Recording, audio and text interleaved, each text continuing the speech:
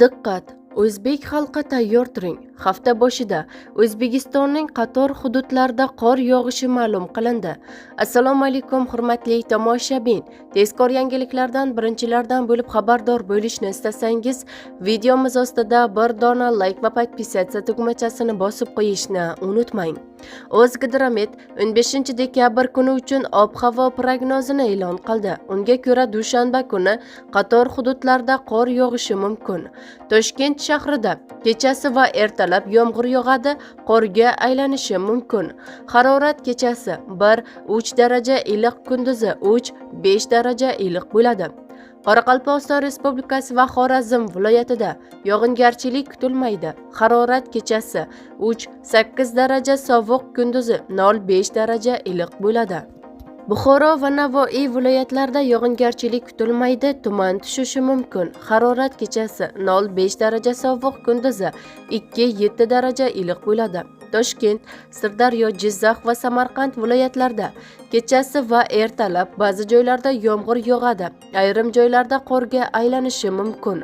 Harorat kechasi va kunduzi 0-5 daraja iliq bo'ladi.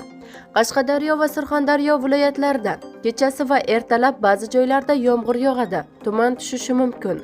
Harorat kechasi 2-7 daraja iliq, kunduzi 5-10 daraja iliq bo'ladi.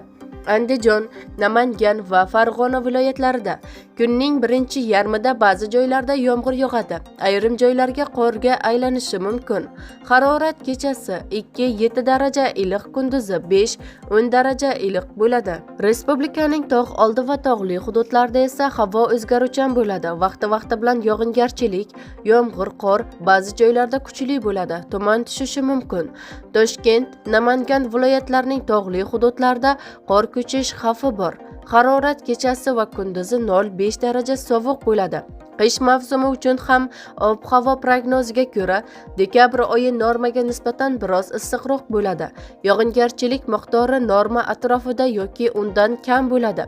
Yanvar oyi umumiy holatda normaga yaqin, ayrim hududlarda biroz sovuqroq bo'ladi. 3-10 kunligida anomal sovuq kutilmoqda.